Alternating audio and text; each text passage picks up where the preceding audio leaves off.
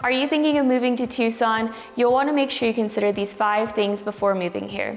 Welcome back to the channel. My name is Rachel. Today I've put together a list of 5 things that I think are very important for someone to know or to learn about before moving to Tucson. Now, some might be a big deal, some might not. That's really for you to consider and weigh your options. But I just want to make sure that, as a local Tucson native, you really have all of those to take into consideration. So let's go ahead and jump into the video.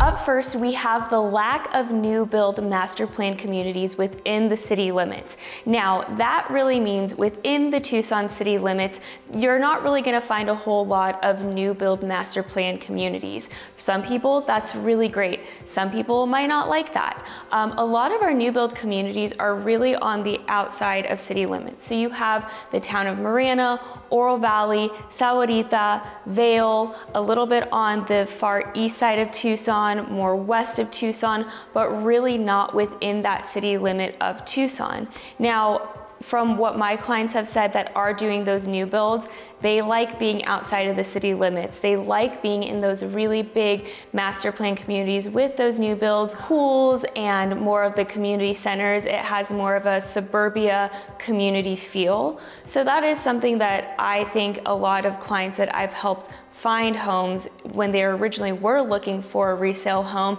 a more older home, they ended up going for a new build. So it really depends on the person, but it really helps keep in the city limits that charm. So you're not really having all of those cookie cutter homes within the Tucson city limits. Now, if you're looking for more luxury custom build, you can definitely find some of those within the city limits, but more on the north side of town or within, Oro Valley and the north side, but really within the downtown area and within more of the central area, you're not gonna find a lot of new builds. So if that's something that, I really wanted to be in central Tucson, but I wanted a new build, might not be the best option for you. But if you're okay driving 20 minutes or so a little bit outside of Tucson, if that's not a total deal breaker, I think that's a great option as well.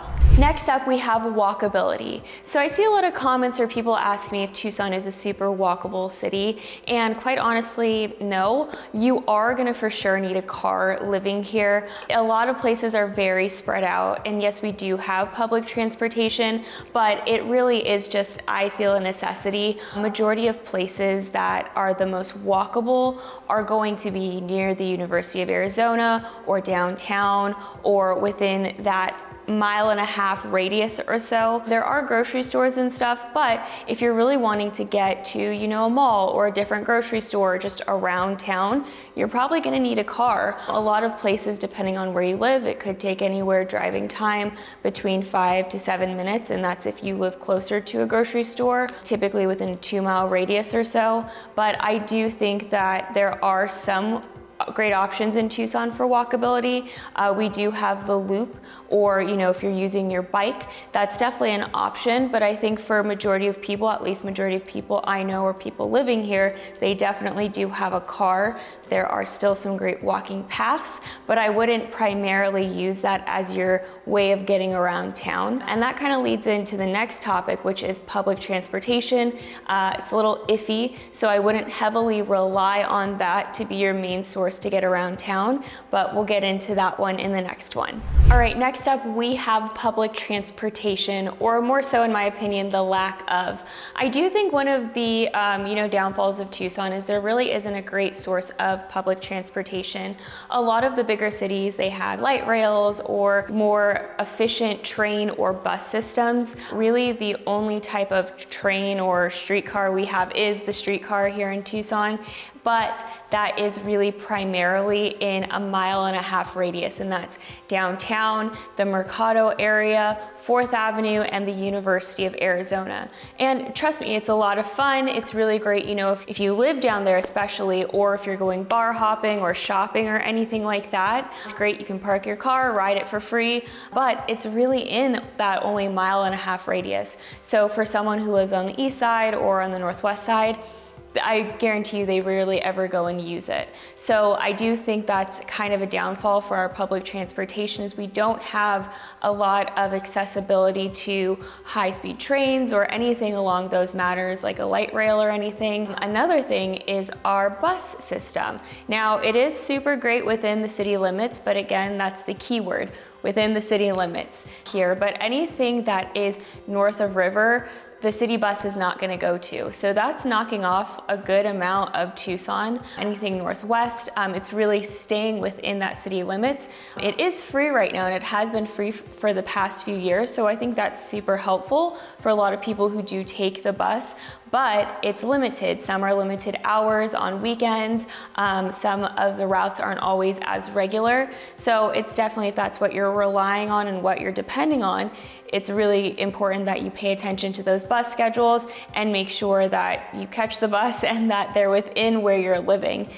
Because if, again, you're living on the west side or the northwest side or, you know, far east side, you're not going to be able to access the bus. So that's kind of a downfall, I think, for Tucson.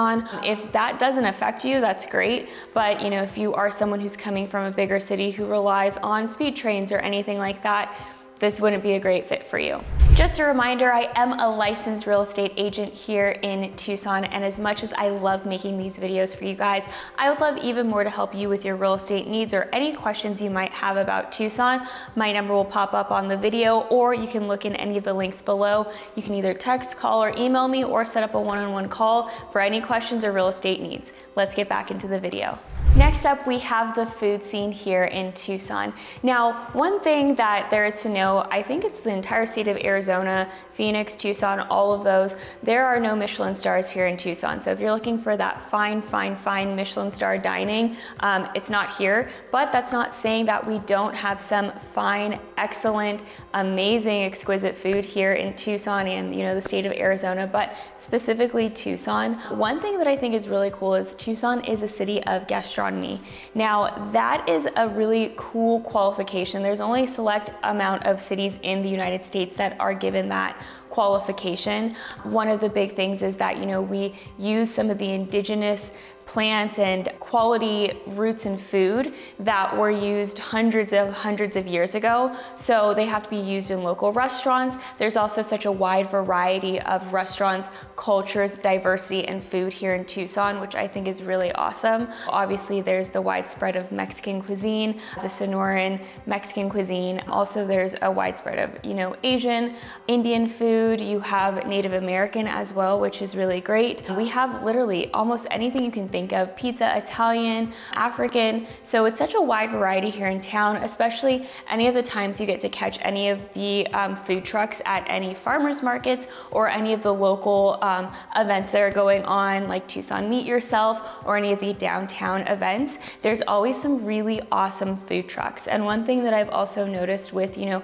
local food trucks is majority of them end up either, you know, keeping that food truck and really running town and having such a great reputation, or they end up going into more co-op spaces where they have their own little standalone within a co-op with other restaurants, or they turning into multiple chain restaurants starting from that food truck. So I think it's really cool. A really big thing about Tucson and their food scene is people love supporting local. I think that's a really huge aspect here in town, is support local. If you can go to a local restaurant over a big chain restaurant, that's definitely the preferred, and you tend to end up having better service and better food, better quality, and a better experience overall.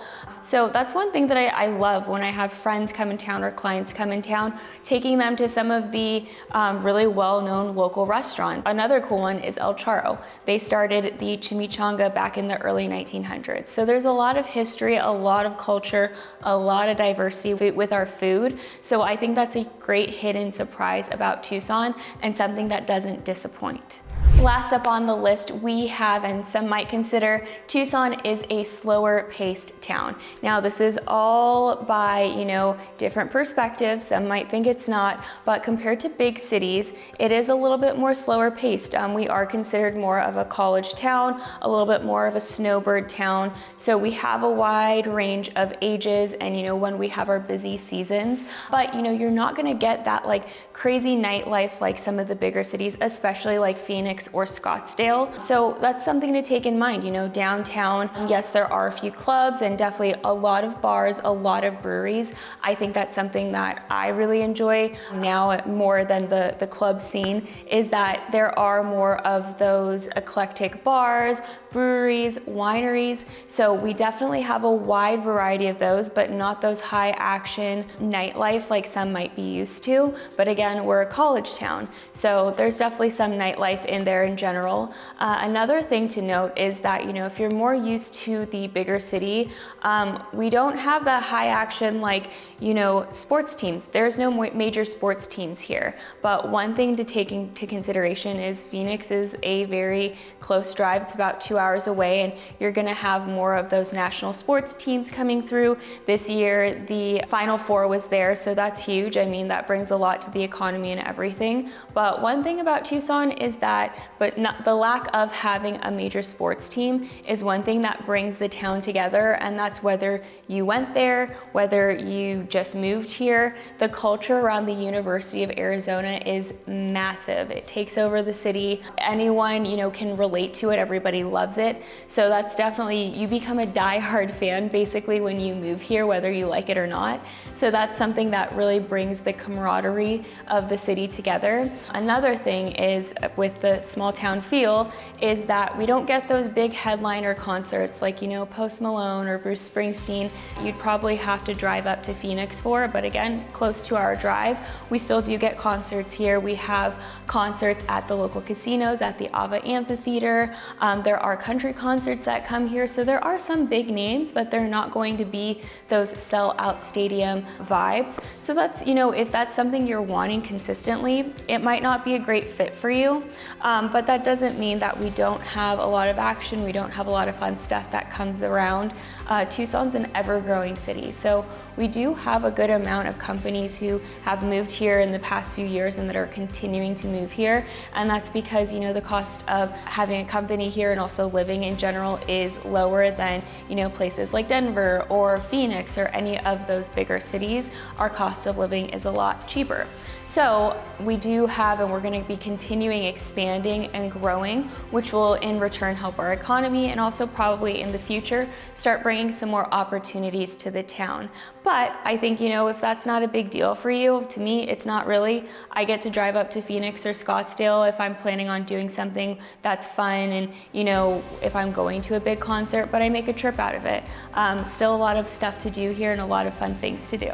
Well, that wraps up the video. I hope this was helpful. These are just 5 of some of the things I do think are important if you are considering to move here. Some might be massive deal breakers, some might not, but again, that's for you to weigh and take into consideration when moving to any new place. But if you have any questions, if you are looking to move here, or if you just have questions, feel free to reach out to me. You can text, call, email me, or you can set up a one-on-one call. I'd love to talk with you. But in the meantime, I hope you have a great day, and I'll see you in the next video.